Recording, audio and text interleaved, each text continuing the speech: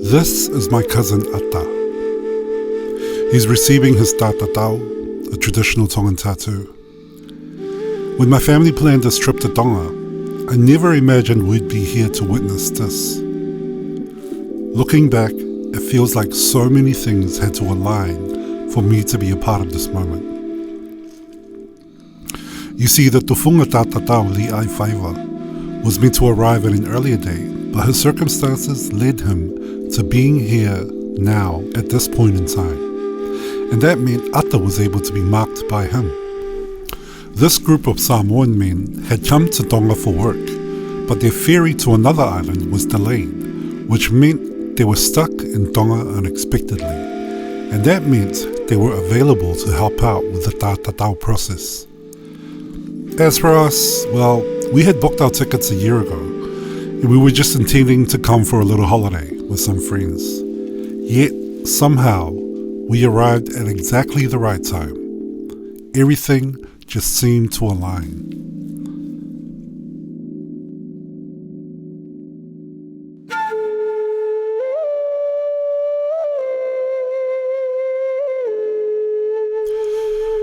The first time I met with a tufuga Li'ai Whaiva in Tonga set the tone for the sense of alignment.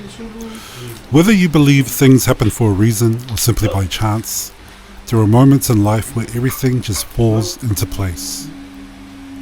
I had prepared a couple of whangwhangu earlier that afternoon, and I was bringing them as a gift to the space. And I had the opportunity to perform the whangwhangu while Li'ai Whaiva was also performing his work.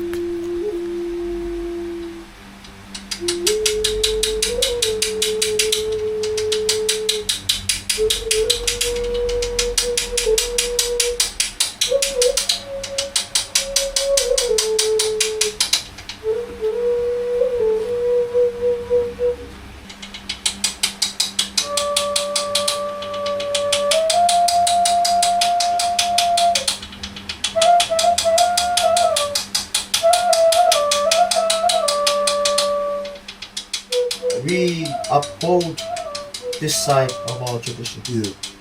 Today, what we have all just witnessed and heard with our ears, the synchronization between these two instruments, from the bottom of our hearts, you have just transported us 5,000 years back. And I'm sure the islands of Tonga have not heard these vibrations through our lands for centuries. There was a moment, I don't know if you felt, that we both synchronized. And I don't think our banquet has ever been, we've had rehearsal or practice, and yet did you feel it? We all felt it.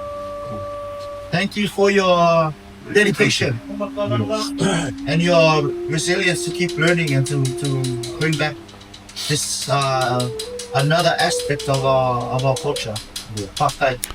Synchronization was the word Li'ai Whaiva used to describe our coming together. As he pointed out, this was our first time meeting. We had never rehearsed, never performed together, and neither of us knew exactly what the other was going to do.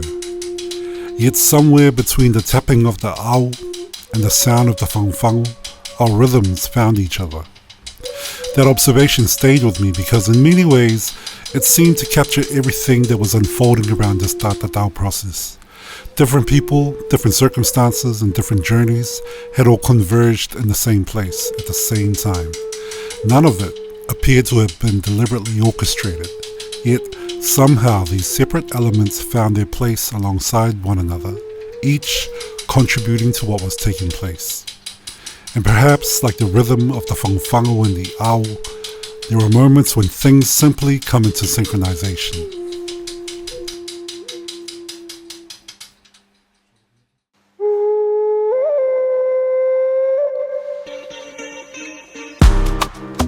The presence of these Samoan men is significant. They had come to Tonga for work, planned to catch a ferry to another island, but when that ferry was delayed, suddenly there was a pause in their plans. A pause that could easily become downtime, a chance to switch off, relax and simply wait for the journey to continue.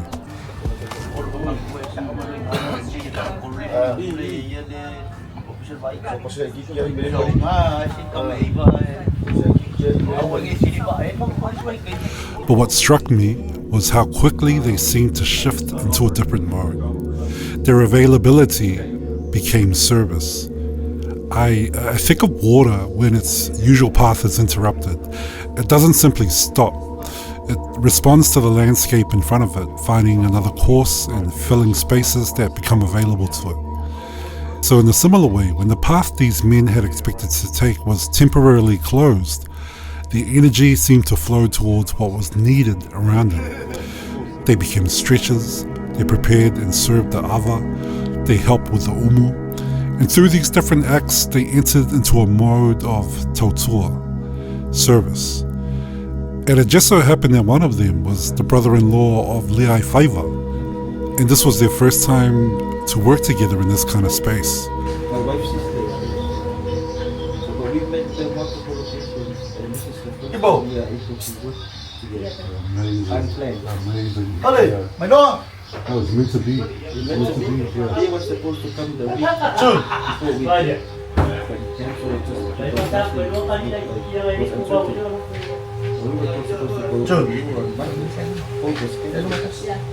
So 2 weeks here. What a coincidence. But maybe it wasn't coincidence. See, their plans had been interrupted, but maybe that interruption was precisely what made them available for something else.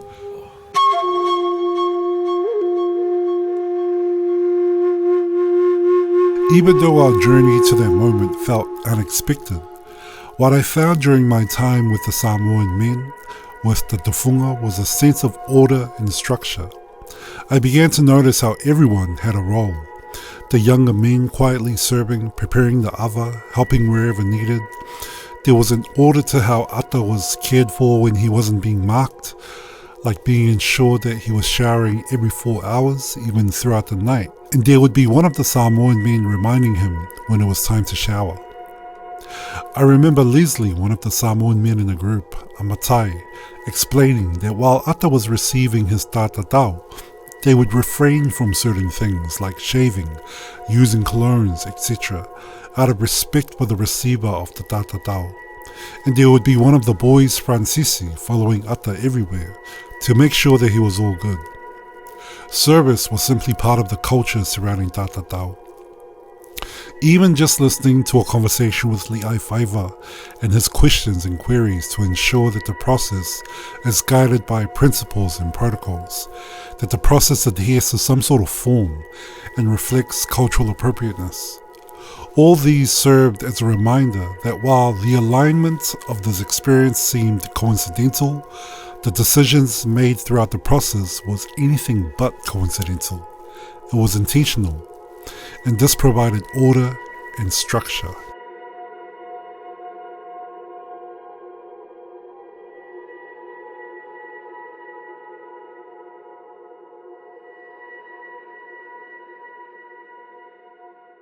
Maybe a small example of this was the afternoon I arrived just as the tātatau session was coming to an end.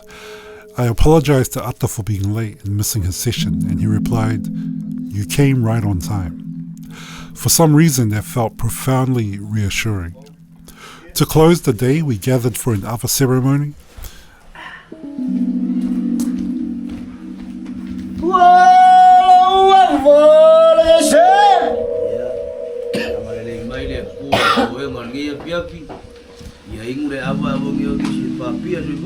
The talking chief acknowledged each person present, and as each person was recognized, a cup of ava was carried to them. As someone observing from the outside, I remember initially being struck by the formality of it all.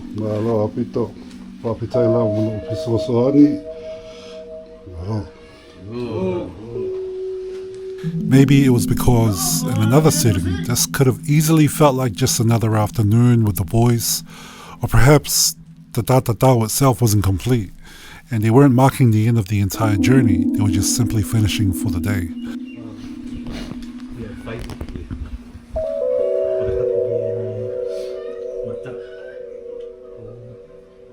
Pasun, maagi, kamakoso. Pagkatapos ako umutukoin. Ako family ako fae. Family ako fa tamay. Kaya dapat ako pakahos. Dapat ako ni So at first, the ceremony almost seemed more formal than the moment required. But the more time I spent around the Tātatau process, the more I began to understand that perhaps this is precisely the point. The ceremony wasn't only acknowledging that the day's work had finished, it was acknowledging the significance of the work that had taken place. Skin had been marked, blood had been drawn, the tufuga had exercised his knowledge and responsibility, the stretchers had given their hands and their service, and the person receiving the tātatau had endured another stage of the process. Something sacred had taken place. And something sacred that wasn't simply packed away at the end of the afternoon, as though everyone had finished another day at work. It was closed deliberately. People were acknowledged, gratitude was expressed, the moment was given the weight it deserved. Watching this, I began to realize that even the closing of the day had its own structure.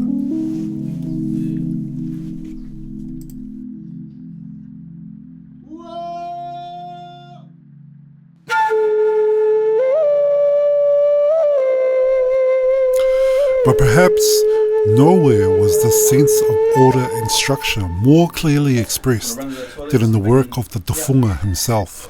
Is the Tongan language like that? It's like far long, like the chiefly language? Yeah.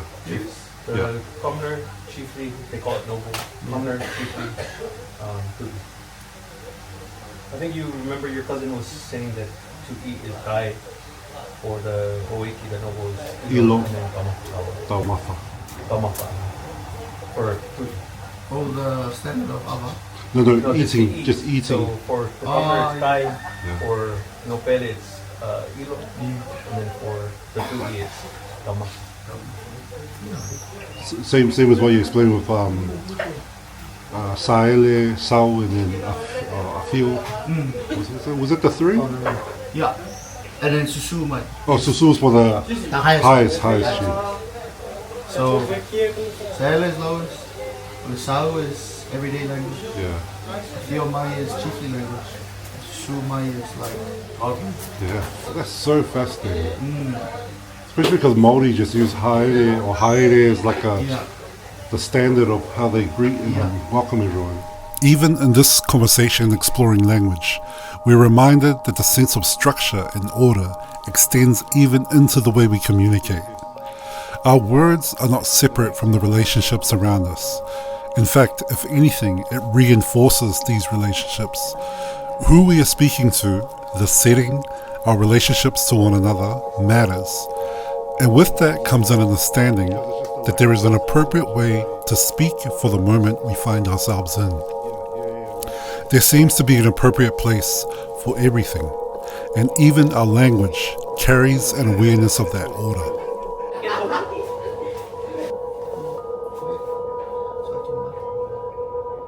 Watching the Aiwhaiwa work, there was an intention behind every decision. Before the tapping began, there was a marking of the body, establishing the form and structure that the tātatau would follow. And as the work progressed, different ao were selected for different purposes, each one allowing Li'ai Whaiwa to create particular lines, patterns, and areas of the tātatau.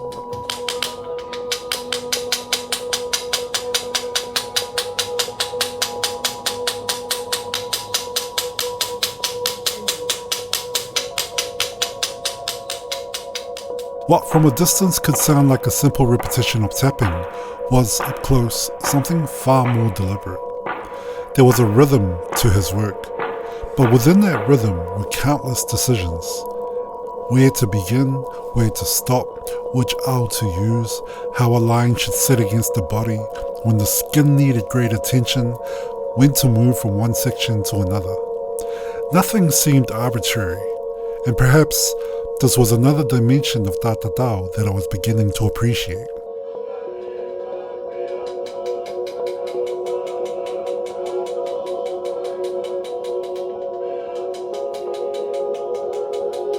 The finished Tātatau might be beautiful, but that beauty emerges from structure, from knowledge, discipline, and thousands of intentional decisions made along the way.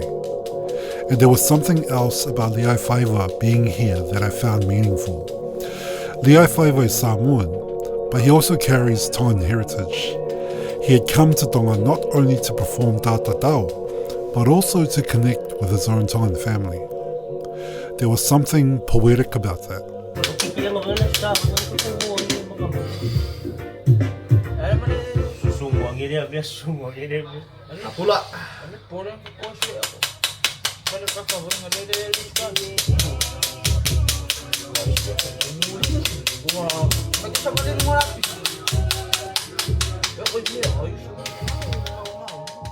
Tongan Tātatau had once been practiced here for generations, but after it was prohibited in the 19th century, the practice had largely disappeared from Tonga. And now, generations later, here was a Samoan tufuga with Tongan ancestry, sitting on a mat in Tonga, using the ao to place a Tongan Tātatau onto a Tongan body.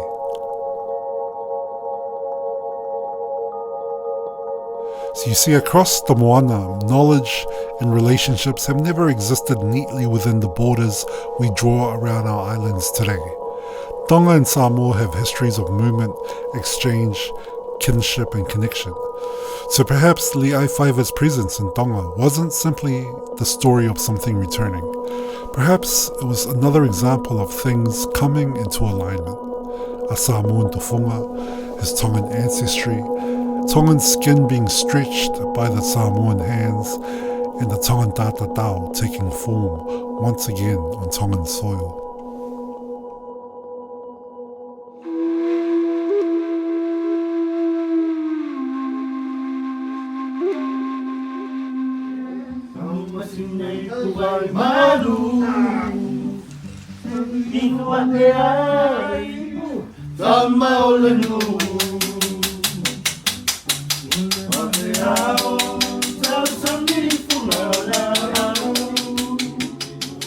I remember one night in Atta's lounge, we were just hanging out after what must have been a pretty big day of Tātatau.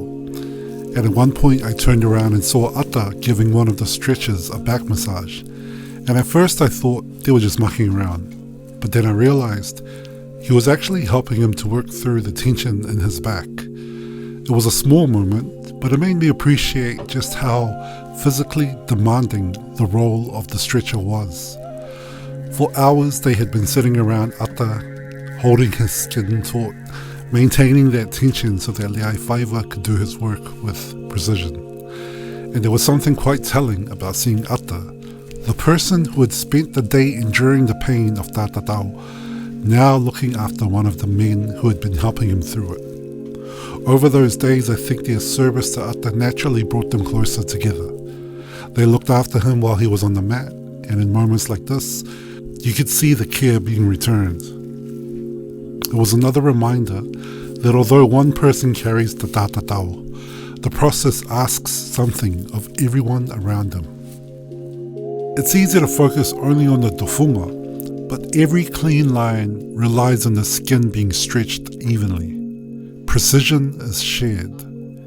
After days of serving, something unexpected happened. Not yet of age. Yeah. The tufuga will hook or make his mark on a young boy growing up. And he will start with the very last part. He'll just do the puke when he comes of age. He is now forever tied to the tufuga. Wow. Okay. Yeah. Amazing. So now, to reciprocate these boys and the work that they've done, their service, they're going to be rewarded now.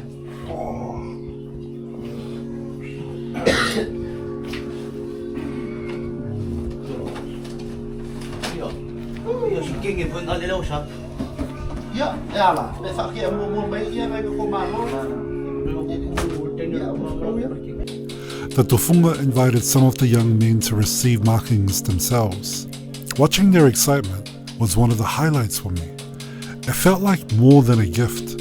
It was an acknowledgement that their service had become part of the story.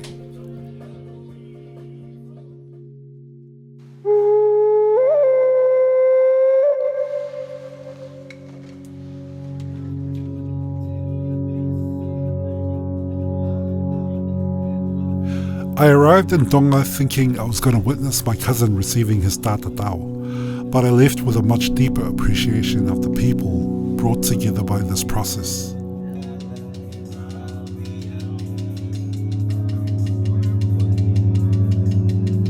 Looking back, I think this experience was shaped by two things. Firstly, alignment, unexpected circumstances bringing the right people together, and secondly, intention.